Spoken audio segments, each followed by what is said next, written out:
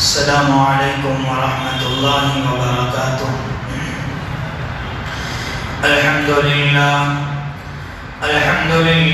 نحمده ونستعینه ونستغفره ونؤمن به ونتوکل علیہ ونعوذ باللہ من شرور انفسنا ومن سیئات اعمالنا، من يهده الله فلا مضل له ومن يضلل فلا هادي له، ونشهد أن لا إله إلا الله وحده لا شريك له، ونشهد أن سيدنا ونبينا ومولانا محمدا عبده ورسوله.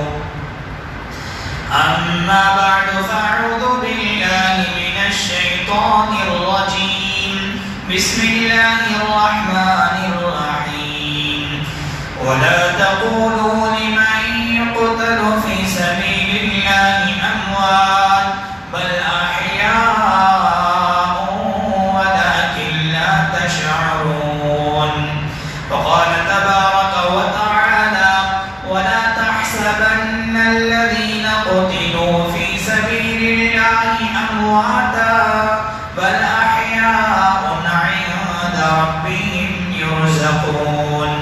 وقال النبي صلى الله عليه وسلم: لوددت أن أقتل في سبيل الله ثم أحيا ثم أقتل ثم أحيا ثم أقتل، أو كما قال عليه الصلاة والسلام. اللهم صل على سيدنا محمد في أول كلامنا. اللهم صل على سيدنا محمد في أوسط كلامنا. اللهم صل على سيدنا محمد في آخر كلامنا. اللہ کے نام سے شروع کرتا ہوں جو بڑا مہربان نہایت رحم کرنے والا ہے. ہر قسم کی حمد و ستائش، تمام قسم کی تعریفوں کے لائق وہی ایک اللہ پاک کی ذات ہے جو ہم سب کا پیدا کرنے والا اور پالنے والا ہے، ساری کائنات کا خالق حقیقی اور ہر ذرے کا مالک و مختار ہے. جو چاہتا ہے وہ کرتا ہے. اس کے کرنے کرانے میں، اس کی قوت و طاقت میں، اس کے روب اور دبدبے میں، اس کے ارادے اور فیصلے میں کوئی اس کا شریک نہیں، کوئی اس کا ہمسر نہیں، کوئی اس کا پارٹنر نہیں ہے. درود و سلام نازل ہو میرے اور آپ کے آقا جناب محمد رسول اللہ صلی اللہ علیہ وسلم پر، آپ کے آل پر، آپ کے ازواج پر، آپ کے اہل بیت پر، آپ کے ماننے والوں پر. معزز سامعین کرام، بزرگان دین، نوجوانان ملت، میں نے ابھی آپ حضرات کے روبرو سورۃ البقرہ کی ایک مشہور و معروف آیت تلاوت کی ہے. اس آیت میں اللہ تبارک و تعالی نے شہداء کرام کے بارے میں فرمایا. میدان جنگ میں جب لوگ جنگ کے لیے جاتے ہیں، وہاں جا کر اللہ کے راستے میں شہید ہو جاتے ہیں، تو جو لوگ پیچھے رہ گئے، جو لوگ جنگ میں شریک نہیں ہوئے، وہ لوگ کہتے تھے ان لوگوں کے بارے میں جو شہید ہو گئے تھے، اگر یہ لوگ میدان جنگ کو نہ جاتے تو یہ لوگ زندہ رہتے اور دنیا کی نعمتوں کا مزہ لیتے.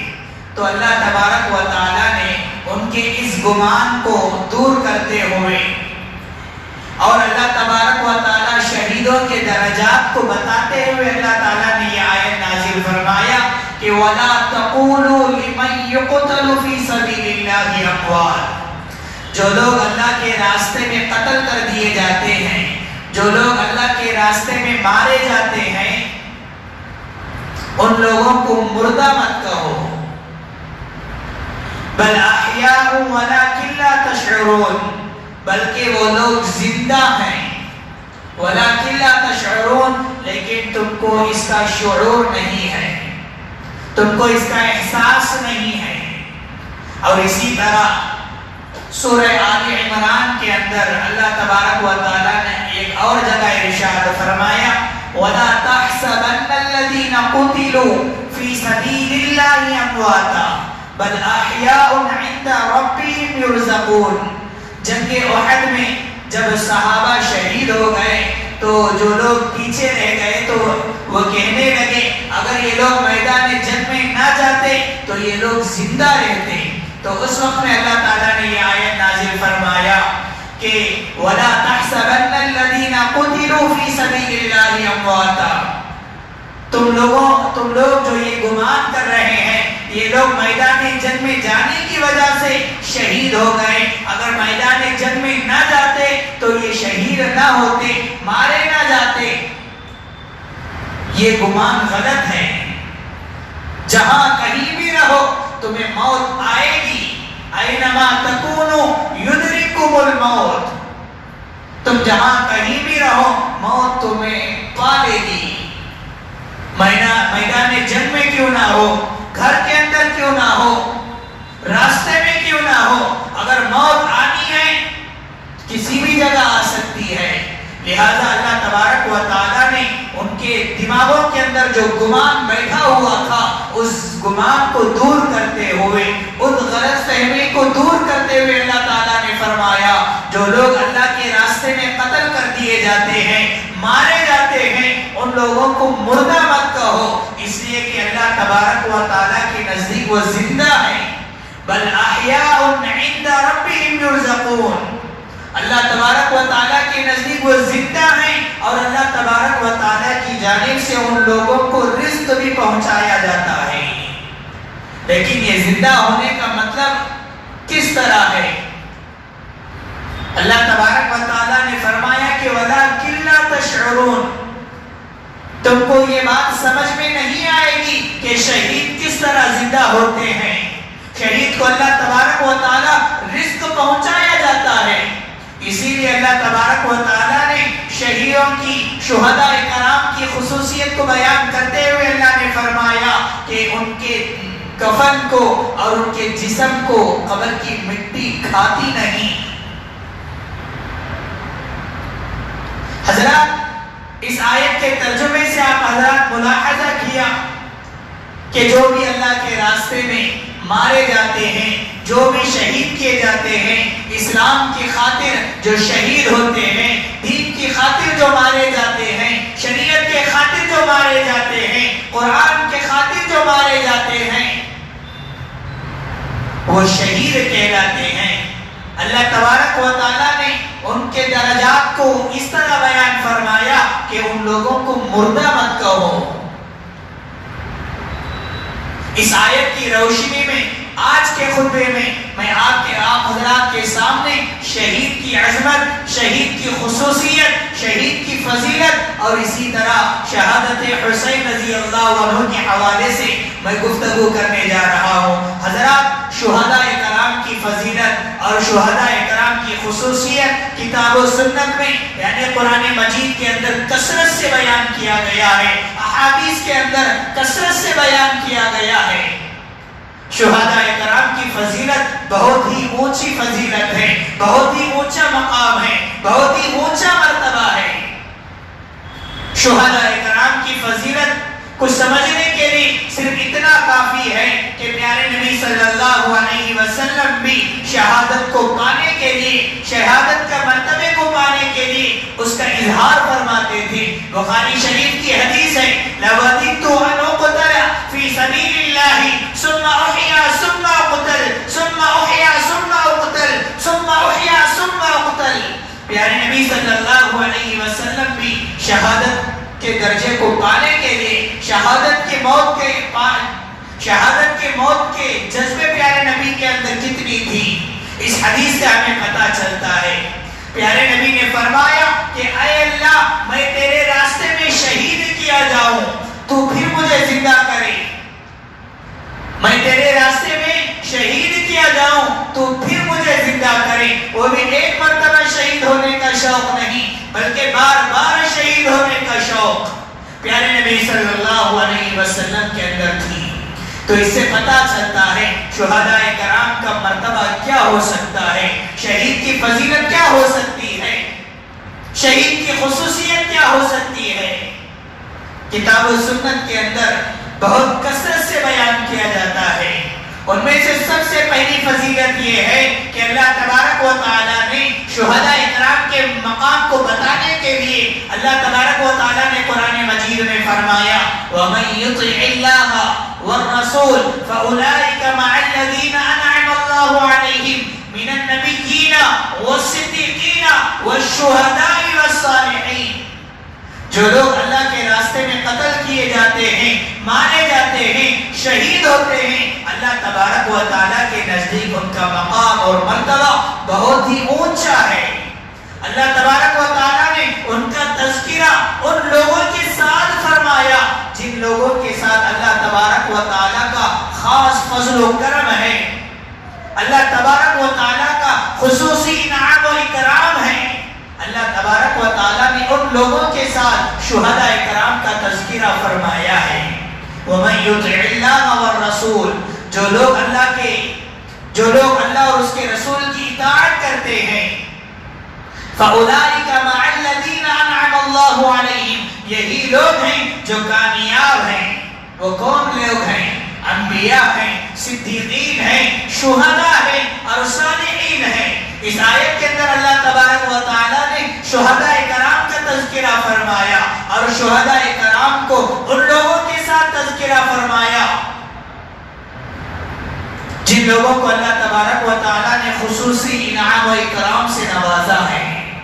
حضرت اسی طرح سے شہداء کرام کی فضیلت ایک یہ بھی ہے، شہید کی فضیلت ایک یہ بھی ہے کہ جو لوگ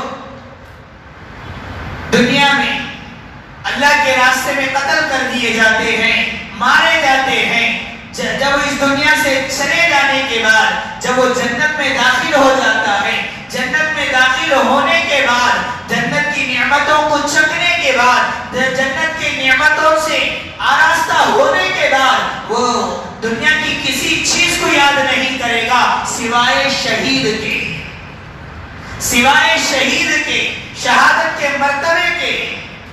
جنت میں جانے کے بعد بظاہر جنت کی نعمتوں کو وہ چکھے گا، جنت کی نعمتوں کو وہ پائے گا، جنت کی نعمتوں سے وہ آراستہ اور عمل پیدا ہوگا۔ دنیا کی کس چیز کو یاد رکھے گا جنت میں جانے کے بعد؟ لیکن شہید جنت میں جانے کے بعد بھی دنیا کے اندر جو شہادت کا جو مزہ ملا تھا، شہید کو جو لذت ملی تھی، اللہ کے راستے میں قتل کرنے کا جو مزہ ملا تھا، جنت میں جانے کے بعد بھی اس کو یاد رکھے گا اور اللہ تبارک و تعالیٰ سے دعا کرے گا اور اللہ تبارک و تعالیٰ سے آرزو کرے گا، تمنا کرے گا کہ اے اللہ مجھے پھر تو دوبارہ دنیا کے اندر بھیج، پھر میں دوبارہ تیرے راستے میں تیرے نام پر شہید ہو جاؤں۔ جنت میں جانے کے بعد بھی وہ دنیا میں دوبارہ لوٹانے کی خواہش کرے گا، اس لیے کہ پھر سے وہ اللہ کے راستے میں قتل کیا جائے۔ شہادت کا اتنا مقام ہے، شہید کی اتنی لذت ہے، اور اسی طرح سے شہید کی ایک فضیلت یہ بھی ہے کہ اللہ تبارک و تعالیٰ کل روز قیامت شہداء کرام کو بغیر حساب و کتاب کے جنت میں داخل فرمائے گا، بغیر حساب کتاب کے اللہ تبارک و تعالیٰ جنت میں داخل فرمائے گا۔ یہی وجہ ہے کہ حدیث کے اندر پیارے نبی صلی اللہ علیہ وسلم نے ارشاد فرمایا 4 آدمی ایسے ہیں اللہ تبارک و تعالیٰ کل روز قیامت میدان حشر میں جب اٹھائے گا تو بڑی عزت و اکرام کے ساتھ اٹھائے گا، بڑی شان کے ساتھ اٹھائے گا۔ ان میں 4 آدمیوں میں سے سب سے پہلا آدمی محرم، سب سے پہلا آدمی وہ ہے جو محرم ہے، جو اللہ کے راستے میں، جو اللہ کے گھر کے زیارت کے لیے، حج کے لیے یا عمرہ کے لیے، عمرہ کرنے کے ارادے سے وہ احرام باندھا یا حج کے ارادے سے وہ احرام باندھا، باندھنے کے بعد وہ کسی وجہ سے انتقال کر گیا یا حادثے کا شکار ہو گیا یا طبعی موت مر گیا، اللہ تبارک و تعالیٰ کل روز قیامت جب اس کو محرم کو اٹھائیں گے تو احرام کے ساتھ اٹھائیں گے، جبکہ باقی سب لوگوں کو ننگے کھڑے کیے جائیں گے، ننگے اٹھائے جائیں گے، لیکن محرم کا حالت یہ ہوگا کہ اس کو احرام کے ساتھ اٹھایا جائے گا، وہ تلبیہ کہتے ہوئے اٹھے گا، لبیک اللہم لبیک لبیک لا شریک لک لبیک ان الحمد والنعمت لک والملک لا شریک لک، تلبیہ کہتے ہوئے وہ اٹھے گا۔ یبعث یوم القیامت ملبیا، پیارے نبی صلی اللہ علیہ وسلم ایک مرتبہ احرام باندھ کر نکلے تھے، ساتھ میں ایک صحابی تھے، احرام باندھے ہوئے تھے، لیکن وہ اونٹ سے گرے، لیکن اونٹ نے اس صحابی کو روند ڈالا اپنے پیروں کے ذریعے سے، وہ صحابی انتقال کر گئے۔ پیارے نبی صلی اللہ علیہ وسلم نے اس وقت میں فرمایا یبعث یوم القیامت ملبیا، کل روز قیامت اللہ تبارک و تعالی محرم کو احرام کے ساتھ اٹھائے گا اور تلبیہ کہتے ہوئے اٹھائے گا، اور اسی طرح سے وہ 4 آدمی جن کو اللہ تبارک و تعالی بڑی عزت و اکرام کے ساتھ اٹھائے گا، ان میں سے دوسرا وہ ہے جو مؤذن ہے، مؤذن ہے جو اللہ کے گھر میں کھڑے ہو کر توحید کو بلند کرتا ہے، اللہ کے نام کو بلند کرتا ہے۔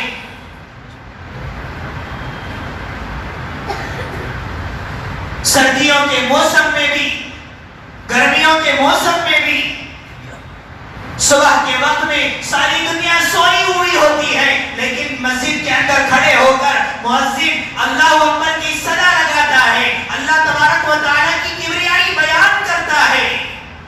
دوپہر کے وقت میں ساری دنیا مشغول رہتے ہیں، مصروفیت میں رہتے ہیں، بازار میں رہتے ہیں، تجارت و کاروبار میں رہتے ہیں، لیکن مؤذن اللہ کے گھر میں کھڑے ہو کر اللہ تبارک و تعالیٰ کی صدا کو بلند کرتا ہے، توحید کی صدا کو بلند کرتا ہے، اللہ کی کبریائی کو بڑائی کو بیان کرتا ہے، لیکن اللہ تبارک و تعالیٰ نے ان کی اس محنت کو حقارت نہیں کرے گا۔ کل روز قیامت اللہ تبارک و تعالیٰ مؤذن کو اٹھائے گا تو وہ اذان کہتے ہوئے اٹھے گا۔ حدیث کے اندر پیارے نبی صلی اللہ علیہ وسلم نے فرمایا افضل الناس اعناقا یوم القیامت المؤذنون، اور اسی طرح سے وہ 4 آدمیوں میں سے جن کو اللہ تبارک و تعالیٰ عزت و اکرام کے ساتھ اٹھائے گا، شان و شوکت کے ساتھ اٹھائے گا، ان میں سے تیسرا وہ آدمی ہے جو عاشق قرآن ہے، حافظ قرآن ہے، ہمیشہ اللہ تبارک و تعالیٰ کے کلام کی تلاوت کرتا رہتا ہے، قرآن مجید کی تلاوت کرتے رہتا ہے، اللہ کی رضا پانے کے لیے اللہ کے واسطے ہمیشہ قرآن کی تلاوت کرتے رہتا ہے۔ اللہ تبارک و تعالیٰ کل روز قیامت اٹھائے گا میدان حشر میں عاشق قرآن کو، حافظ قرآن کو، وہ قرآن کی تلاوت کرتے ہوئے میدان حشر میں اٹھے گا۔ اور اسی طرح سے ان 4 آدمیوں میں سے جن کو اللہ تبارک و تعالیٰ بڑی عزت و اکرام کے ساتھ اٹھائے گا، شان و شوکت کے ساتھ اٹھائے گا، ان میں سے چوتھا وہ آدمی ہے جو اللہ کے راستے میں شہید کیا جاتا ہے، اللہ کے راستے میں مارا جاتا ہے۔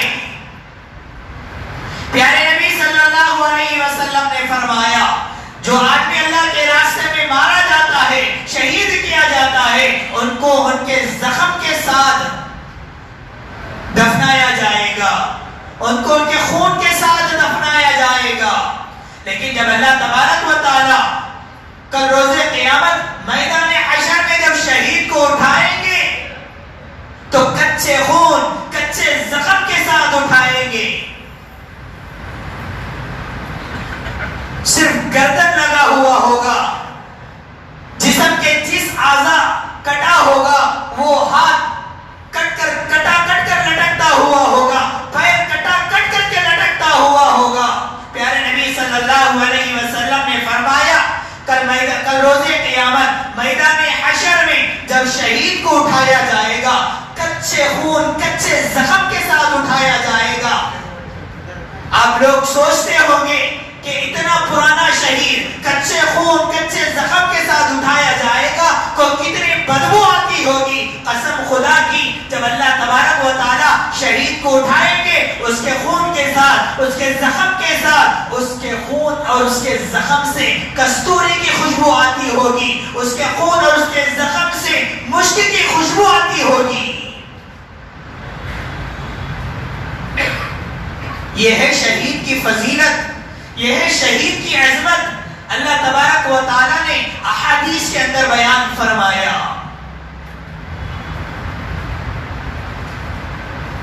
پیارے نبی صلی اللہ علیہ وسلم نے احادیث کے اندر بیان فرمایا, اللہ تبارک و تعالی نے شہداء کرام کو کل روز قیامت 7 فضیلتوں سے نوازا جائے گا, 7 انعامات سے نوازا جائے گا.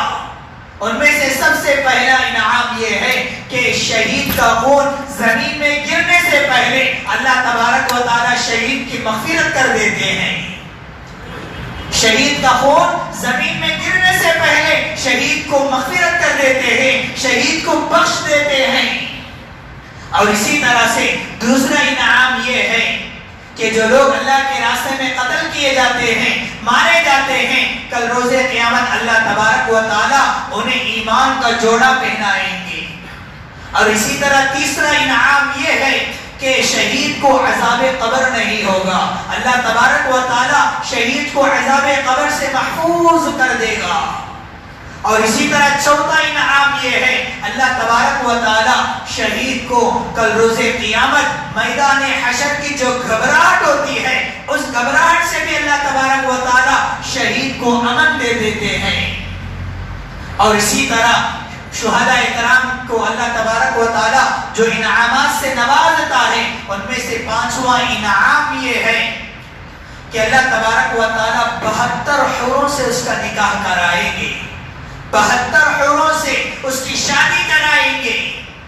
اور اسی طرح ایک انعام یہ بھی ہے اللہ تبارک و تعالی شہید کے رشتہ داروں کو 70 رشتہ داروں کو شہید کے لیے سفارش بنا دیں گے.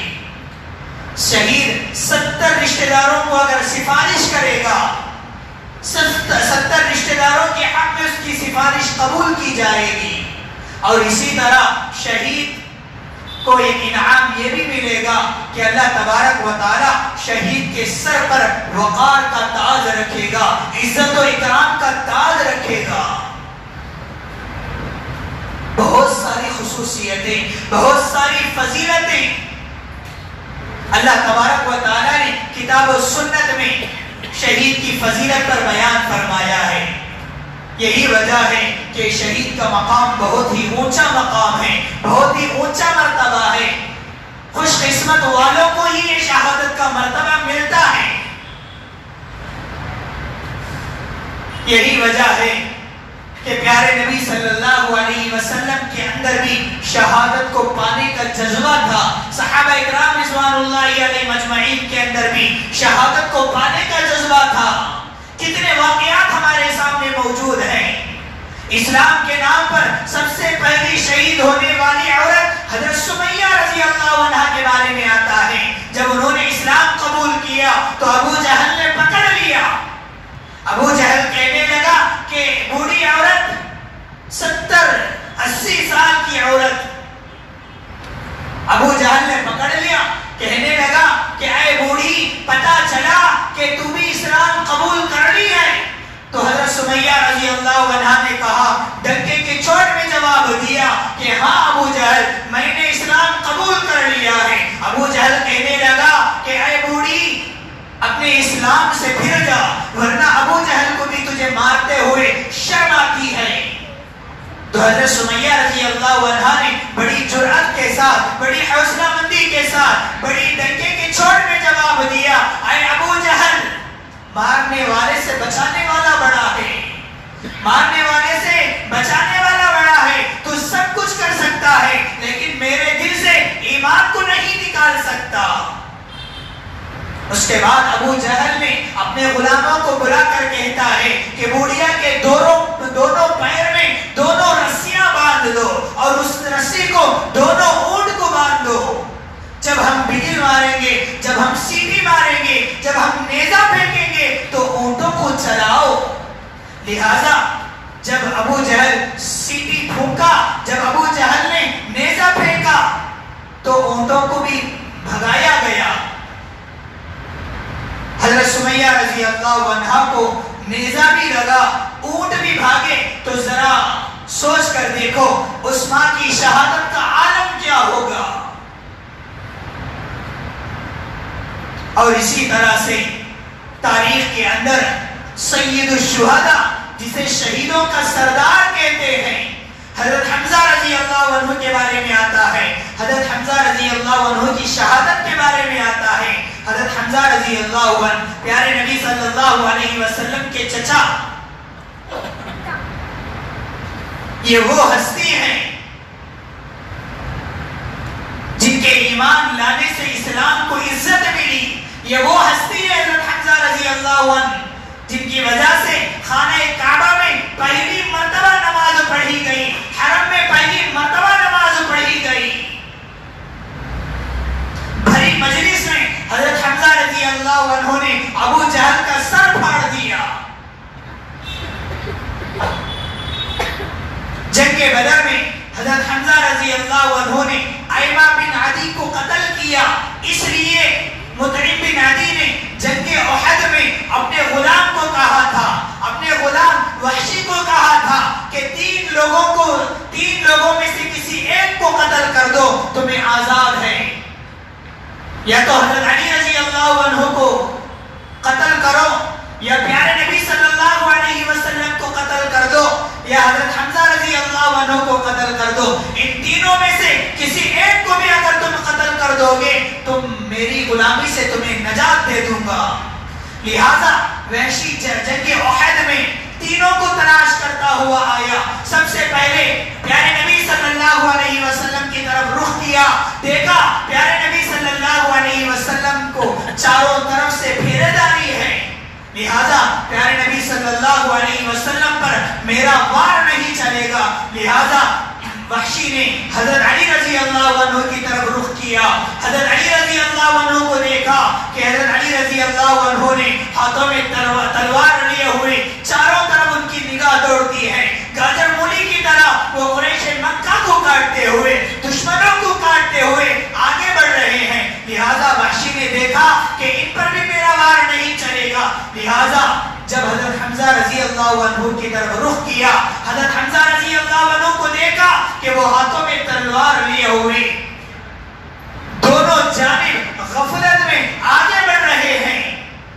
حضرت حمزہ رضی اللہ عنہ آگے بڑھ رہے ہیں، دشمنوں کو قتل کرتے ہوئے، قریش مکہ کو قتل کرتے ہوئے، گاجر مولی کی طرح کاٹتے ہوئے آگے بڑھ رہے ہیں۔ وحشی نے سوچا کہ ان پر میرا وار چل جائے گا، اس لیے کہ یہ دونوں طرف سے بے خبر ہو کر آگے بڑھ رہے ہیں، لہذا وحشی نے ایک جگہ چٹان کے پیچھے چھپ کر بیٹھ گیا، اس لیے کہ وحشی چھپ کر وار کیا کرتا تھا، اور اس نے چھپ کر حضرت حمزہ رضی اللہ عنہ کو وار کیا۔ حضرت حمزہ رضی اللہ عنہ کو چھپ کر وار کیا تو نیزہ حضرت حمزہ رضی اللہ عنہ کے سینے پر لگا، حضرت حمزہ رضی اللہ عنہ نیچے گرے اور منہ سے خون نکلا تو وہ کلمہ شہادت پڑھنے لگے، تو تمام لوگ بھاگ گئے۔ آپ لوگ جانتے ہیں کہ جنگ احد میں پہلے شکست ہوئی، مسلمان منتشر ہو گئے تھے، مسلمان بکھیر گئے تھے، اس وقت میں ہند آئی، آ کر حضرت حمزہ رضی اللہ عنہ کے ہاتھ کو کاٹ دیا، کان کو کاٹ دیا، ناک کو کاٹ دیا، پیر کو کاٹ دیا، سینے کو چیر دیا، سینے کو چیر کر کلیجہ نکالا اور نکال کر چبانا شروع کر دیا، لیکن چبایا نہیں گیا، پھینک دیا۔ کس طرح شہادت کا عالم ہے۔ جب جنگ ختم ہو گئی، پیارے نبی صلی اللہ علیہ وسلم نے پوچھا کہ حمزہ کدھر ہے؟ لوگوں نے کہا کہ یا رسول اللہ وہ کیکر کے درخت کے نیچے پڑے ہوئے ہیں، آپ ہی آ کر آپ ملاحظہ فرما لیں۔ چنانچہ پیارے نبی صلی اللہ علیہ وسلم نے جب جا کر دیکھا تو ہاتھ کٹا ہوا، پیر کٹا ہوا، کان